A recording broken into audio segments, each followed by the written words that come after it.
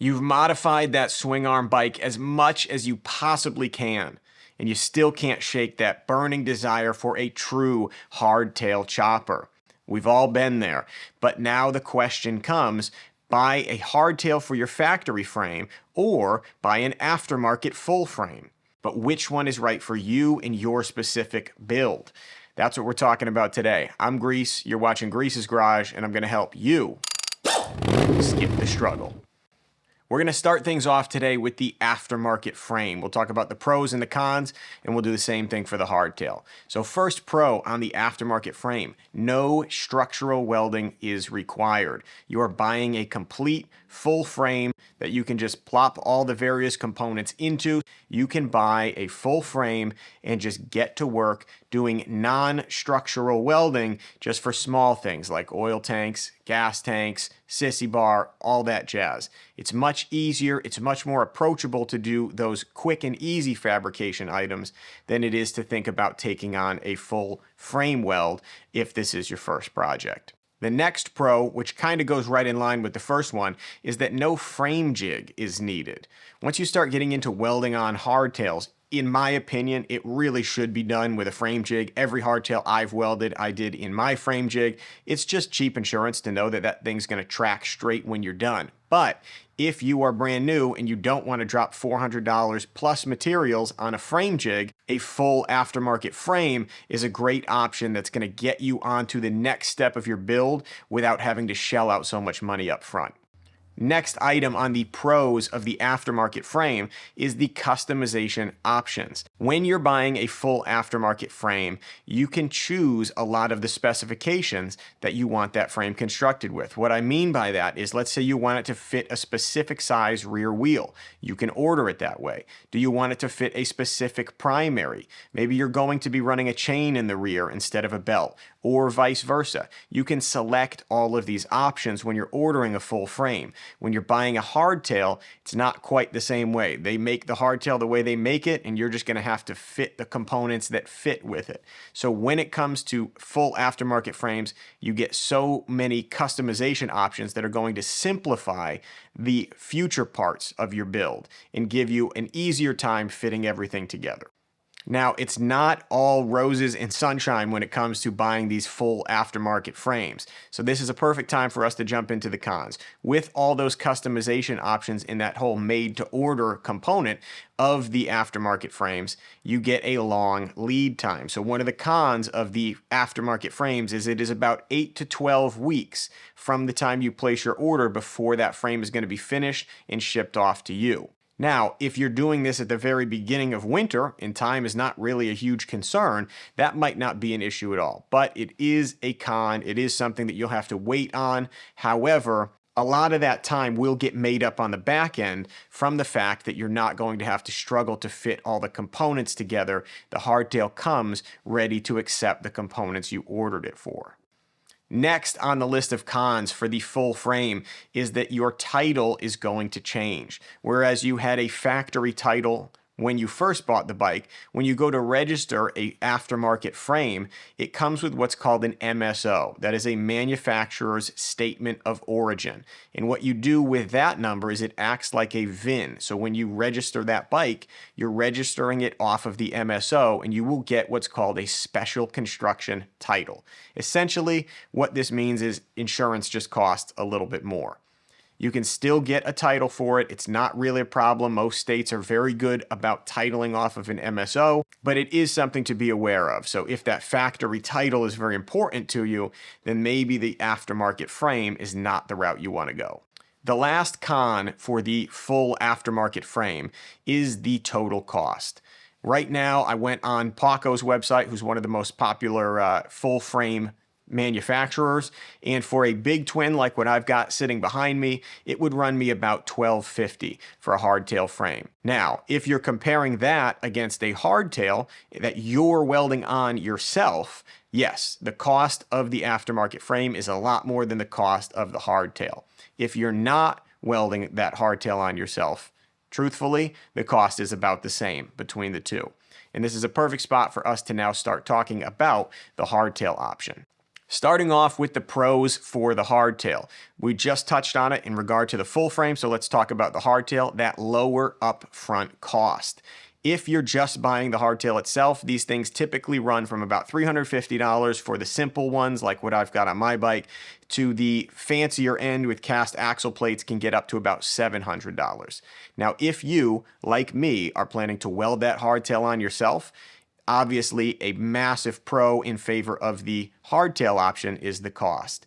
The next pro in favor of the hardtail option is the fact that it is usually ready to ship immediately. When I ordered my hardtail, I had it from the date I placed the order, I had it in my garage a week later, ready to continue the project. Now, depending on when you started your project and whether you're rushing to finish it in time for summer, if you are, you need to remember your time has value. So getting the option that comes immediately and lets you get right to work and make it for your deadline, that could be very important to you, in which case the hardtail option is definitely the faster option. Another pro of the hardtail option is the fact that the front half of your frame, which is already with you in your garage, can be worked on while you're waiting for that hardtail. If there's anything you need to weld for controls in the front, you can be working on that immediately. This gives you the option to get a bit of a head start on the project, even while you're waiting for that tail to come in.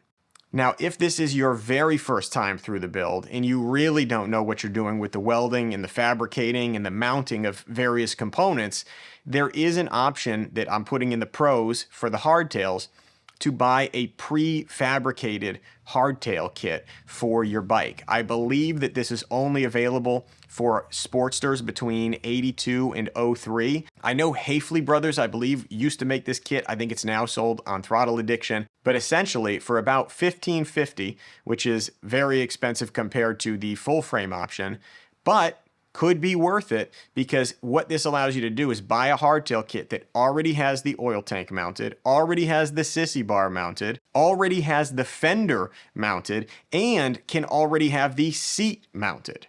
So essentially what you're doing at that point is plugging that thing into the front half of your frame, and that's it. That's basically the whole build. I know $15.50 seems very expensive, but if it's your first time doing a chopper and you're just not sure and you don't have a mentor to help you through the fabrication, this is a super cool hardtail option that, even though it's expensive, it ships to you quickly. It takes a ton of the guesswork out of the build process for you, and it gets you on a cool chop in time for the summer riding season. All right, so we've been talking up the hardtail quite a bit, but to be fair about it, let's now get into the cons of the hardtail option. The first of which being structural welding is required. While the welding procedure is not crazy difficult, it can be very intimidating, and it's difficult to know when you're ready to take on your first hardtail.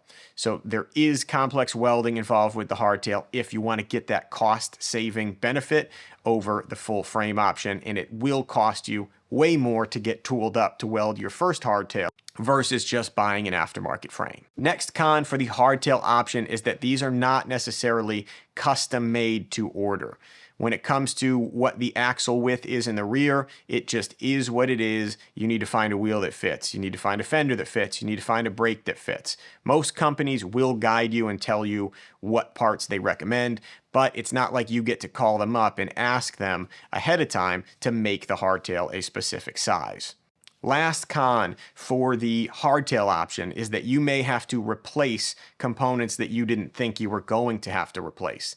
These would be your rear wheel. You might have a rear wheel that's just too large to fit in the hardtail you want. Alternatively, you might have a belt final drive that you were intending to keep, but once you've gone to a hardtail, they're typically narrower than a stock swing arm frame. So you might then have to buy a chain, a rear sprocket, and a front sprocket, and a conversion kit that allows you to run all those items together. So it's not always just the cost of the hardtail. It's also the cost of the components that are going to fit within that tail. This is contrasted with the full frame, which you can just say, this is the primary I've got. This is the final drive that I'm planning to run. This is the rear wheel I want to use. This is the spacing I want in the rear. You can just custom order it and not have to replace any of those components. So we've talked about the pros and the cons of the full frame and the hardtail frame. Now let's talk about the questions you need to ask yourself to decide which one is right for you.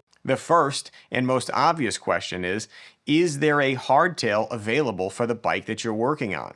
This might seem like too basic a question to even ask, but there are a lot of bikes out there that people like to make choppers out of that don't have readily available hardtails. What bikes am I talking about? My bike. The Evo Big Twin is a fantastic chopper. It's got so much going for it, but there is a massive shortage of hardtail kits. The hardtail kit I ended up using on mine was actually made for a shovel head, and I was able to modify that tail to work on my Evo Big Twin. But if this is your first project, it's very unlikely that you're going to feel comfortable doing something like that. So going with a full frame kind of takes the guesswork out of things for you and lets you get to the next step of the build a lot quicker. Next question to ask yourself is the cost of the project the most important factor? If so, by far the cheapest option out there is to buy an inexpensive hardtail like I did and to weld that hardtail on yourself. This is the lowest cost option. So if price is the main factor for you, that's the option you're going to want to go for. The next question to ask yourself is whether time is your most important factor. Did you wait too long to get started on this project and you really want it done for riding season? An 8 to 12 week lead time on a full frame probably is not for you. If time is the most important factor for you, the hardtail is the fastest option. Next question on our list is whether skill is the main factor for you. If you are brand new to chopper building, you don't have a garage, you don't have a welder, and you don't know any shop in your area that's even willing to weld a hardtail on for you, then the full frame option is going to be the better option for you. Next, are you looking to add rake to your chopper? If you are looking to put a raked out front end, definitely the full frame option is going to be for you because you can just order the frame pre-raked with the hardtail components that you want. If you were to try to do this yourself, it's a much more complicated fabrication job. It's not that difficult. It's not that you can't do it. It's that if you're new and you know you want that rake, you'd be saving yourself a lot of headache by just ordering the frame with the neck angle you want, with the hardtail you want. The next question on our list is whether the factory title is important to you. This is mainly for older bikes like panheads, knuckleheads, and maybe even shovelheads. If you don't want to lose that factory title when people say matching numbers, right? They've got the matching frame, the matching motor, and the matching title, and it says on paper, this is a 1947 knucklehead, right? That can be very important for resale purposes, and some people just like to have the total package. And in those cases, you would be better served to go with the hardtail option because you're going to retain those factory numbers. Now that you've got a full and clear picture of the hardtail option versus the full frame option, the next step in your journey is going to be to watch this video right here, where I will take you through my Grease's Garage system, the 4 F's of chopper building, so you have a full understanding of all the next steps after the frame that will come between you where you're at now and that fully finished chopper you're riding down the road. Hope you guys enjoyed today's video, and I will catch you guys next week.